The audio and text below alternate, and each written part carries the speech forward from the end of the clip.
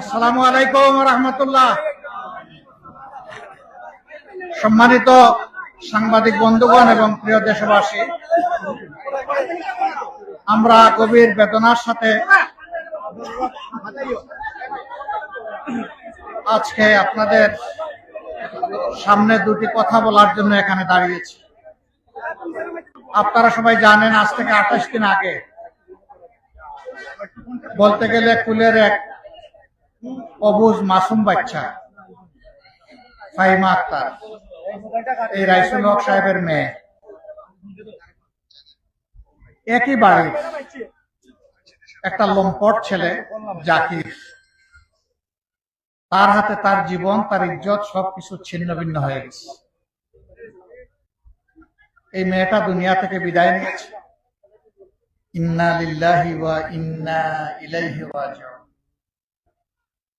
আল্লাহ তার উপর রহম করুন। আল্লাহ তাকে তার একান্ত খাস বান্দি হিসাবে কবুল করুন, জান্নাতের মেহমান হিসাবে কবুল করুন। বুক ভাঙা, হৃদয় ভাঙা তার মা বাবা, ভাই বোন এবং আপনজনকে আল্লাহ তাআলা উত্তম সবর করার তৌফিক দান করুন। হ্যাঁ, আল্লাহর জন্য সবর করতেই হবে, কিন্তু সবর করাটা এই ক্ষেত্রে বড়ই কঠিন। একটা বাচ্চা গোলাপ ফুলের মতো শুধুমাত্র পাপড়ির মুখ খুলে বের হয়েছে, ফুটে উঠেনি। কচি বাচ্চা, মা বাবার চোখের সামনে থেকে এই বাচ্চাটাকে কেড়ে নেওয়া হয়েছে। এই মা বাবার জন্য বুক ধরানো, মন ধরানো খুবই কঠিন। আমরা আল্লাহ তাআলার দরবারে দোয়া করি, আল্লাহ তাআলা তাদের সকলের সিনার পর তার রহমতের হাত বুলিয়ে দিন। লম্পট যে কাজটি করেছে, তার একমাত্র শাস্তি হচ্ছে তার দুনিয়া বেঁচে থাকার অধিকার নেই। তাকে দুনিয়া থেকে তার প্রাপ্য নিয়ে বিদায় নিতে হবে। এরকম লম্পটদের শাস্তি যদি কোনো সমাজে না হয়, তাহলে লম্পটদের দৌরাত্ম্য বেড়ে যাবে। আমরা লজ্জিত জাতি হিসাবে। এখানে হয়েছে ফাহিমা, ঢাকায় হয়েছে রামিসা। এই ধরনের ফাহিমা এবং রামিসা, তাদের আত্মচিৎকার, জীবন আলো নিভে যাওয়া আর আপনজনের চোখের পানি দিয়ে নদী তৈরি হয়ে যাওয়া, বর্তমানে এটি হচ্ছে বাংলাদেশের চিত্র। জাতি হিসাবে আমরা লজ্জিত। আমরা নিজেকে ধিক্কার জানাই যে আমরা মাসুম বাচ্চাদেরও ইজ্জতটা আমরা রক্ষা করতে পারছি না। আমরা আবার বড় বড় কথা বলি, আমরা ধমকের সুরে কথা বলি। আমাদের কারো কারো আচরণে মনে হয় যে আমরা শুধু দুনিয়া না, আসমানকেও শাসন করার সামর্থ্য রাখি। নাউজুবিল্লাহ। দুনিয়া আসমান শাসন করার একক এখতিয়ার হচ্ছে দুনিয়া এবং আসমানের যিনি মালিক, সেই রব্বুল আলামিন। দেশের ক্ষমতায় কেউ গেলে তার বিনয়ী হওয়া উচিত। দেশের মানুষের দায়িত্ব নেওয়া উচিত। ক্ষমতায় যাওয়ার মানে হচ্ছে গড়ে মালিকগুলো ঘুমাবে শান্তিতে, চকিদার তাকে পাহারা দিবে। আমরা চকিদার, আমরা পাহারাদার, কিন্তু পাহারাদারদের হাবভাব মাঝে মাঝে মালিকের মতো হয়ে যায়। তারা দেশবাসীকে তাদের বাড়াটিয়া মনে করেন আর নিজেকে তারা মালিক মনে করেন। আমরা এটা নিন্দা জানাই। স্বরাষ্ট্রমন্ত্রীর দায়িত্ব কালপিটদেরকে খুঁজে বের করে আইনের আওতায় আনা। আইনমন্ত্রীর দায়িত্ব এদের ফাঁসি নিশ্চিত করা। এত বড় অপকর্ম জাকির একা করে নাই।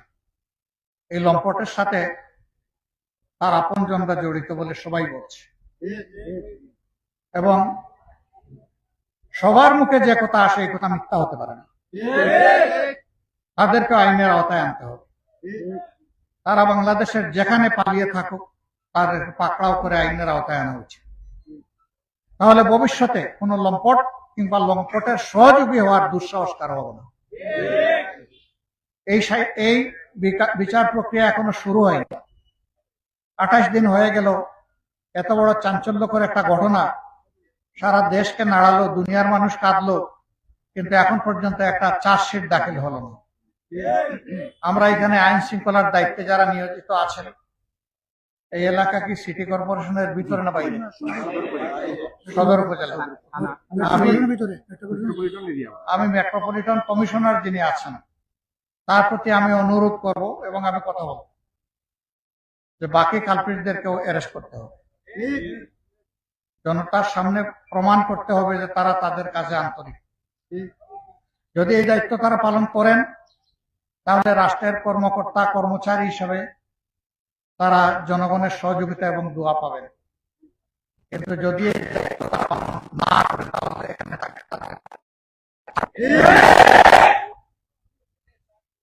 আপনি রাষ্ট্রের কর্মচারী কর্মকর্তা হিসেবে দায়িত্ব পালন করবেন, তাহলে আপনি থাকবেন। আপনি এই দায়িত্ব পালন করবেন না, আপনি থাকবেন কেন? আমাদের দেশে মামা খালুর টেলিফোনে অনেক কিছু হয়, অবৈধ লেনদেনের মাধ্যমে অনেক কিছু হয়। আমরা কোনো কিছু শুনতে চাই না। আমরা সোজাসুজি দেখতে চাই এদেরকে আইনের আওতায় এনে শাস্তি দেওয়া হচ্ছে। হ্যাঁ, তাদের উপর অবিচার করা হোক এটাও চাই না। আমরা নিশ্চিত এদের সাথে ন্যায় বিচার করে এদের কেউই দুনিয়া বেঁচে থাকতে পারবে না।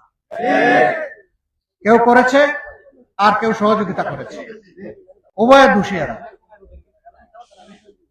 আমি গ্রামবাসীকে অনুরোধ করব, আপনারা এই বিপন্ন ফ্যামিলিটার পাশে থাকবেন।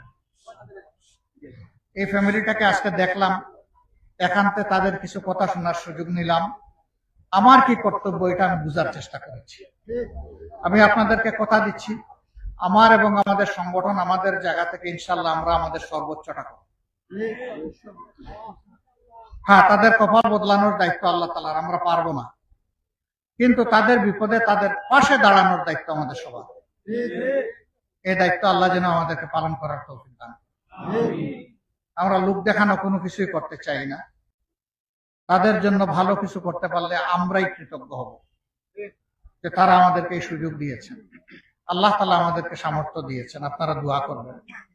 বাংলাদেশের যেখানে এই ধরনের ঘটনা ঘটে আমরা চেষ্টা করি আমাদের সীমিত সামর্থ্যের ভিতরে মানুষের পাশে দাঁড়িয়ে বলতে যে আপনার এই বিপদে আমিও একজন অংশীদার। আমি আপনার বিপদ দূর করতে পারবো না, কিন্তু আপনার কষ্টের ভাগ নিতে এসেছি। আমরা সেই কষ্টের ভাগ নেওয়ার জন্য এখানে এসেছি। তাদেরকে সম্মানিত করার জন্য আসি নাই, নিজে সম্মানিত হতে এসেছি। যদি তারা আমাদের জন্য একটু আল্লাহর দরবারে দোয়া করেন কোনো কারণে, আমাদের কোনো কিছুর কারণে, এটি আমাদের চরম পাওনা হবে ইনশাআল্লাহ। আমি এলাকাবাসীর প্রতি অনুরোধ করব, এই পরিবারটাকে আপনাদের কাছে আমরা আমানত রেখে গেলাম। আপনারা তাদেরকে দেখে রাখবেন, আপনারা খেলে তাদেরকে খাওয়াবেন, আপনারা পড়লে তাদেরকে পড়বেন, তাদের নিরাপত্তার দিকটা আপনারা দেখবেন। কারণ একটা লড়াই এখন শুরু হয়েছে, এই লড়াই অসম লড়াই।